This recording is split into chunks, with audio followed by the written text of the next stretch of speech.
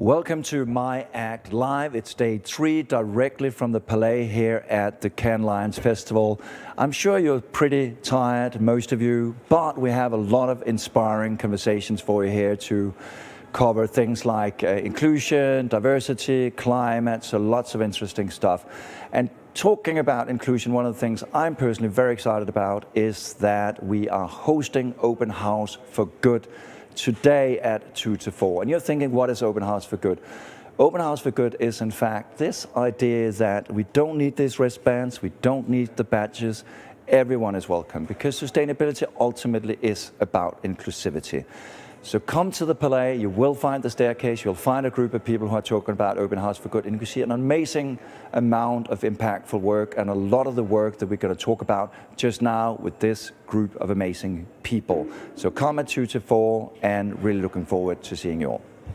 And joining us today on the plateau, we have great guests. So I'm going to begin with Alan. Alan is from PHE Central, Costa Rica. Welcome. Then we have Fabrice.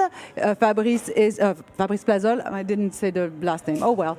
Is from Havas, France.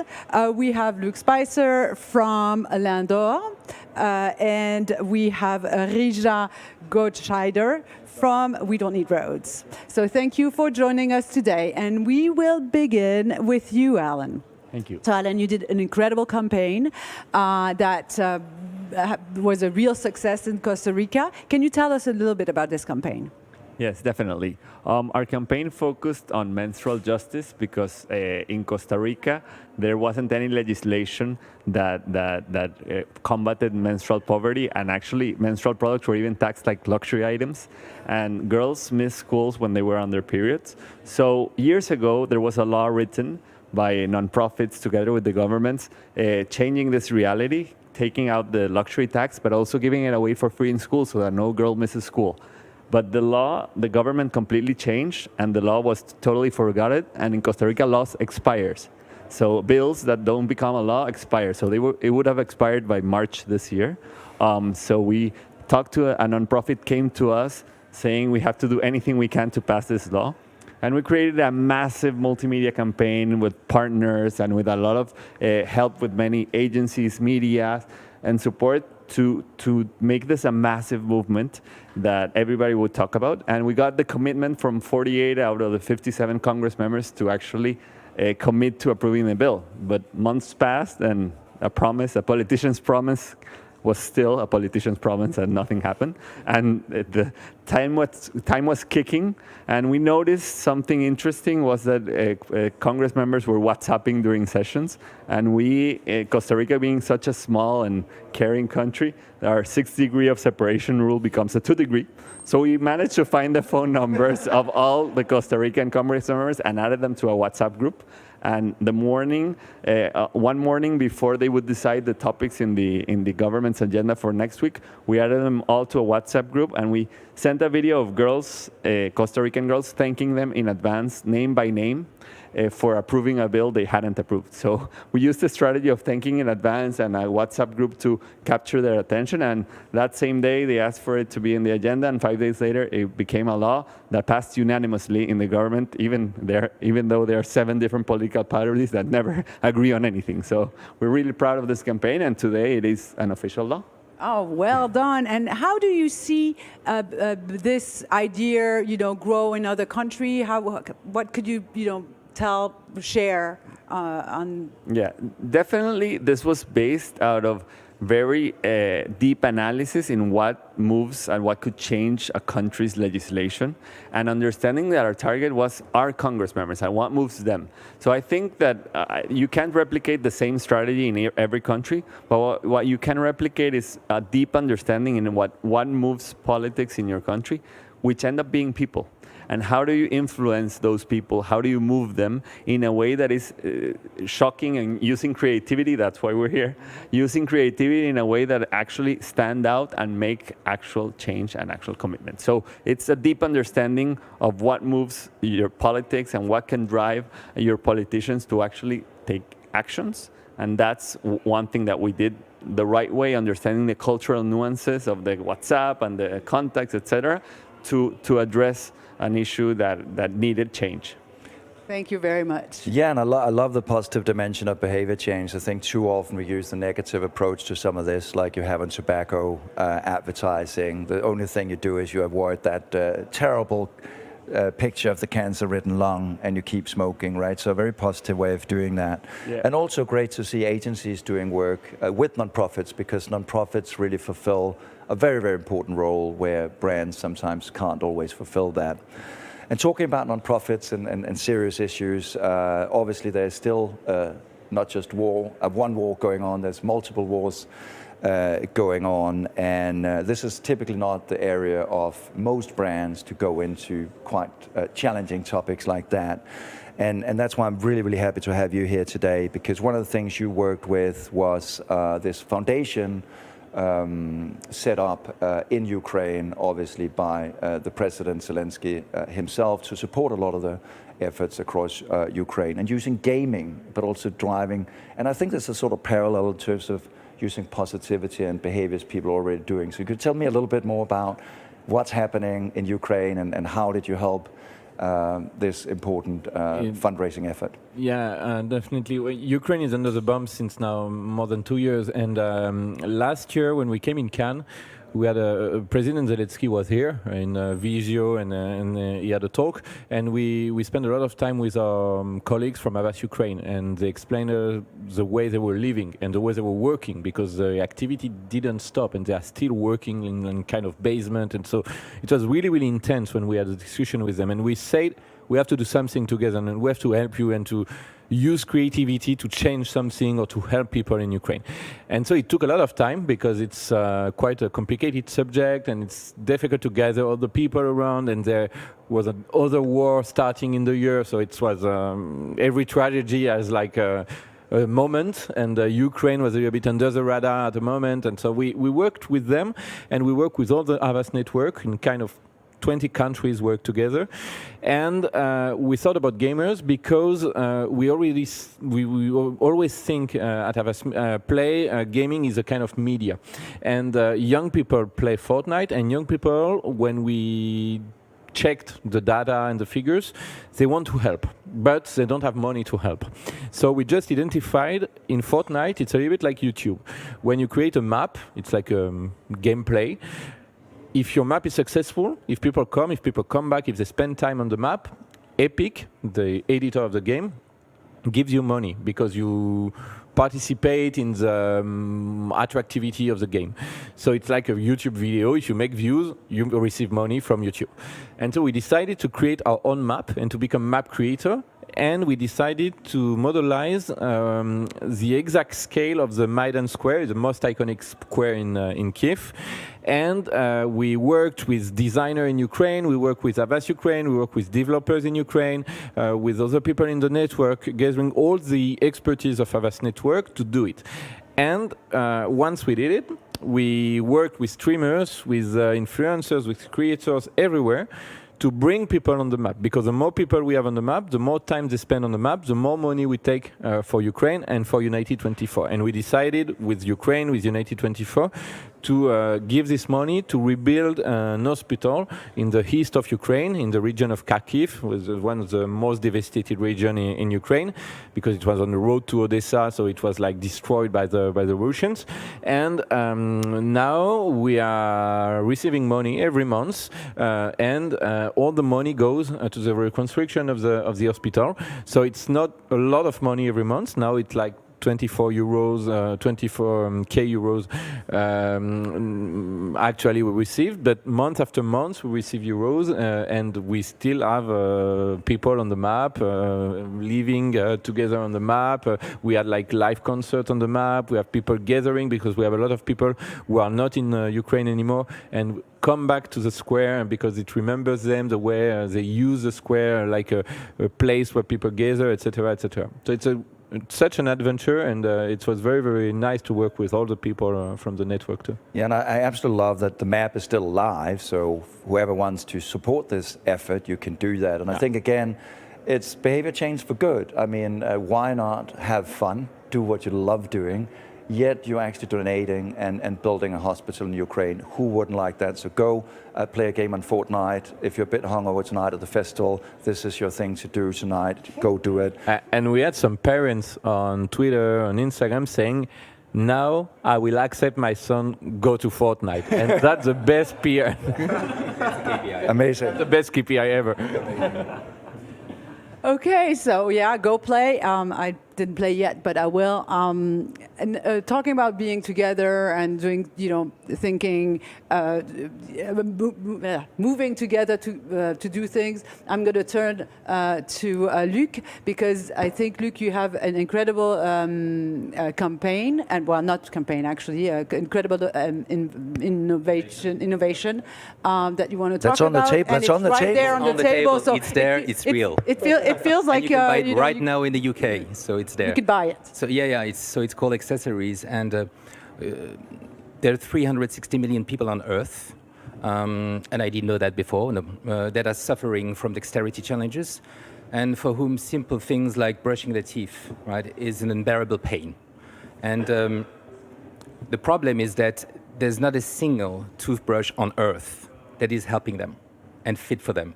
So what they do is that they hack the existing toothbrushes, putting wire around them to kind of, hold them. But we know this is not a solution because the pain is still there. So we decided to tackle it, and we invented accessories. And accessories is, can you hold the mic? Yeah. So I make the demo, right? So actually, accessories, so this is Odo, which is our partner, right, which is a toothbrush company. There are bespoke handles that you 3D print, and the users go to a platform and go answering 5 very simple questions, and you end up with a bespoke handle, and it gets sent to you via direct-to-consumer, right? You put the handle on your toothbrush, and there you go, you brush your teeth. And you've got the grip, which is perfect for your hand and not anybody else's, right?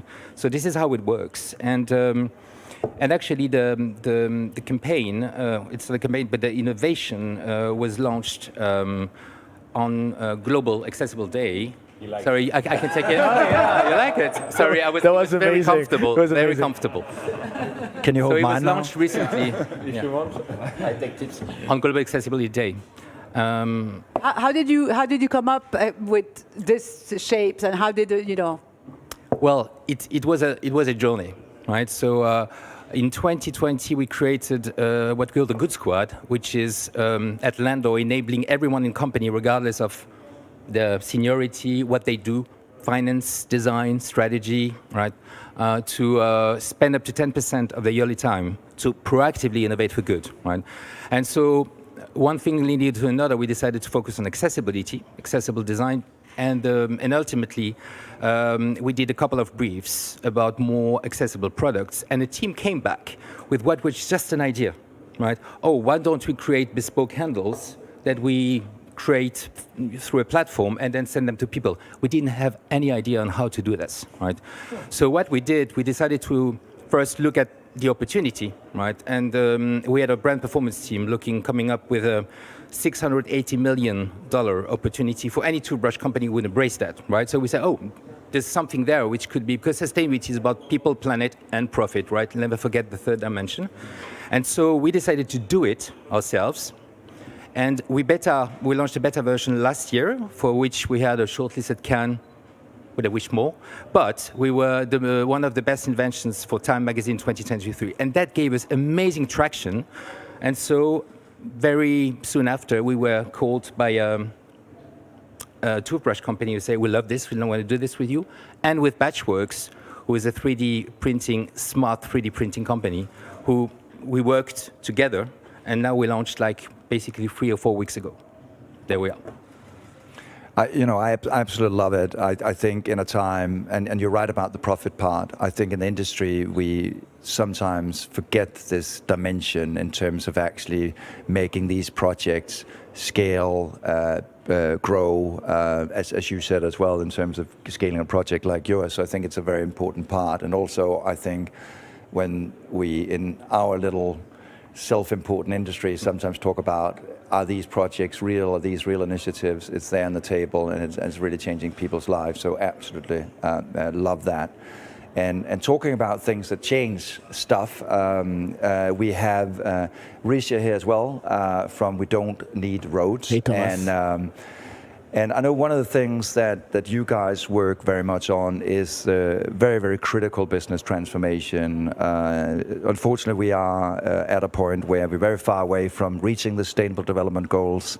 The carbon footprint is skyrocketing. The UN Secretary said we're on a highway to hell. So, and you're saying we don't need roads. There's a conflict. Let's find out if we can solve that today. This is a different conversation, Thomas. Exactly. It's a long conversation. Also, I will encourage the community here that Rija has, and We Don't Need Roads has, an sustainable innovation garage. So if you're a CMO, if you're a brand, if you're creative and you're curious about innovation and decarbonization, go have a chat with the folks. They have a lot of exciting tools that all of you can apply in your business or brand tomorrow. But anyway, Rija, tell me a little bit more about the sort of garage experience and innovation. First, I want to say thank you guys for having us here. We're very excited to be in the Act Responsible Hall and talk about sustainability in Cannes, in the realm of innovation. So it's great. And talking about ecological transformation, we talked a lot about social transformation and sustainability, about all of that. I think you said it, and I totally agree with that. So we came here as a consulting firm, 100% focused on ecological transition for companies. We say we turn that transition into concrete actions. We came here with our second leg. So our first leg is reduction of the impact of business as usual. So decarbonization, yes, but also biodiversity impact and water impact. And our second leg is around sustainable innovation. How do we create innovation that can either reduce the impact or hopefully have a more positive impact in the way we live? I was about to say in the way we do business, but in the way we live, ultimately that's why we're here, right? Going back to your amazing innovation, Luc. So when we created the garage for the event, we really brought a very simple workshop and set of tips on two legs, the same legs that we have. The first leg is really trying to explain to the innovative and creative crowd that when you think about innovation, if you want to think about sustainability in your innovation, you need to think about the impact of your innovation. And we are in 2024, and we start to realize that when we say impact, it's not just carbon. So carbon is very important. Everybody's talking carbon footprint. Everybody understands as an individual that you need to measure and reduce your carbon footprint. But we start also to understand planetary boundaries, which means that we start to understand there is biodiversity impact, and we need to measure that as well. So whenever we create an innovation, how can we have that impact in mind? And we also have water impact. It's a very big topic that we start really to talk about a lot anywhere in the world now, right? It's not just in some countries or some regions. So you also need to think about the water impact in the way you produce, in the way it's going to be used, in the way it's going to be reused. So those are the reducing legs. And then on the design leg, how do you integrate the design principles to make sure that you're creating a really sustainable innovation?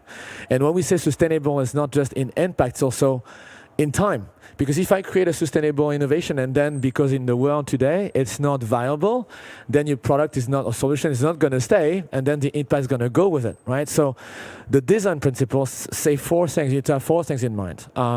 Is it feasible? Is it viable? Is it sustainable? And is it desirable? So you need to take those four things together, and I think that's a great example, because you said at the end there is a business model behind it. It's definitely desirable because people need it. It's feasible, proof, right?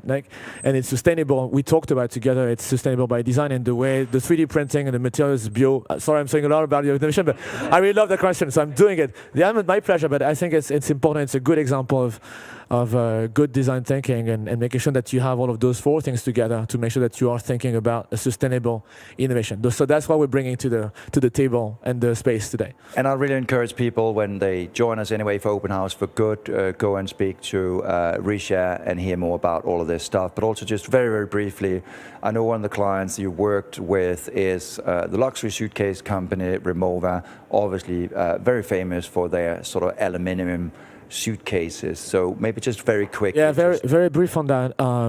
So what's interesting is what we did is Ultimately, the impact is we managed to reduce the impact of their secondary packaging by 2. But the work we've done with them started with their decarbonization strategy. And our first job, as with the design thinking in mind, design principles in mind, is we took the luggage apart to really understand the materials that were used in the luggage, because you said aluminum, but it's not just aluminum. There's aluminum, there's a lot of things.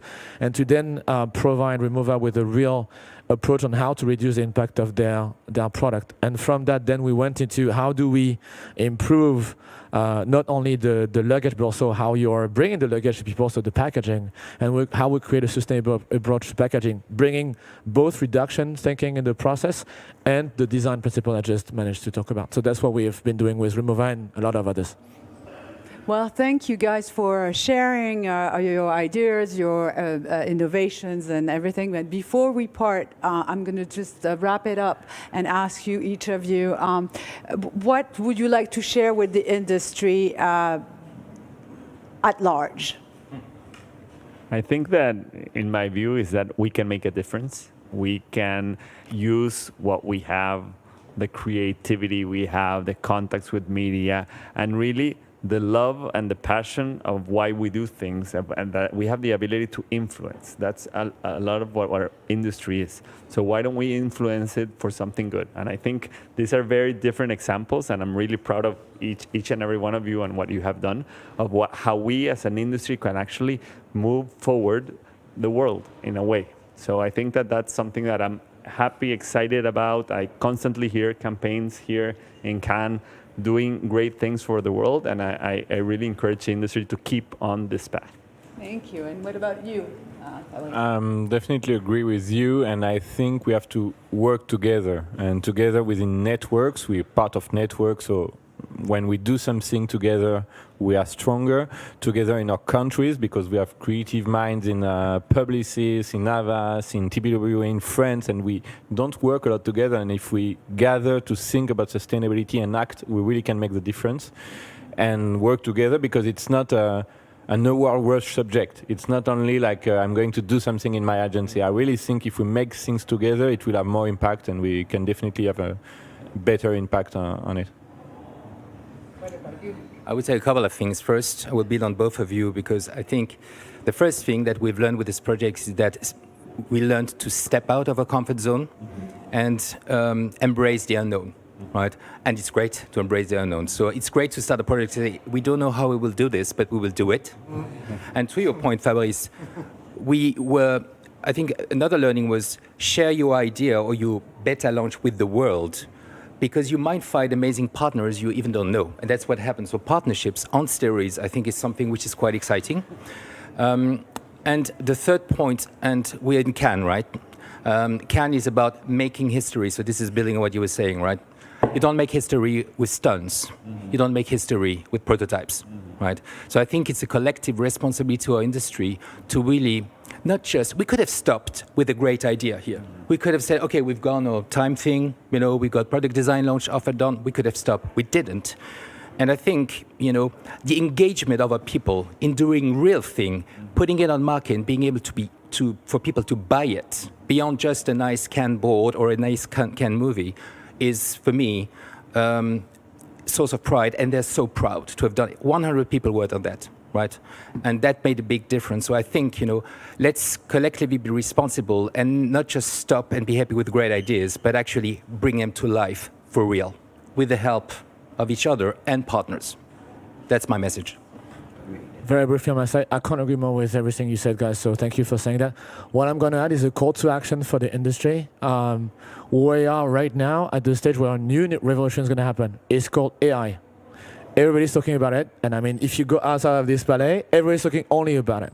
What's amazing about it right now is it's at this stage where we talk about implementation. It's not a trend anymore. People understand that it will be, the new business as usual will be AI powered. What I'm doing as a call to action is let's talk and work together to make sure that we are using AI as a tool for good, not just a tool for whatever we are used to do, a tool for good. And two, let's think about how we are controlling and managing AI not to become another big source of wrong footprints, right? Those are the two call to actions, and I would love all of us innovators here to think about it this way. Thank you to all of you, and I think there's so many lessons learned, and I think this also Thank you very much. Thank you. proves why we're actually here at Cannes Lions. It is to meet, it's to exchange ideas, and I think there's some really, really important points here in terms of what our industry can do together if we want to take that leadership seriously, and it is needed. There's an immense urgency. We have crossed a lot of the planetary boundaries right now, so we really need to work fast and together. And I think there's this old African proverb that says, if you want to go alone, go fast. If you go together, you go further. And I think as an industry, we can collectively go way, way further. So with that said, thank you so much for joining all of us today. I will see all of you at 2 to 4 at the Open House for Good. Thank you, Sophie. Thanks to all of you for Thank coming you here very much. today. Thank you again. Thank you. Thank Thank you. you. Thank you.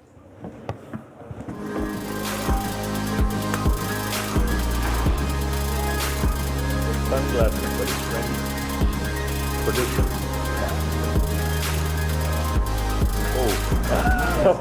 That was close.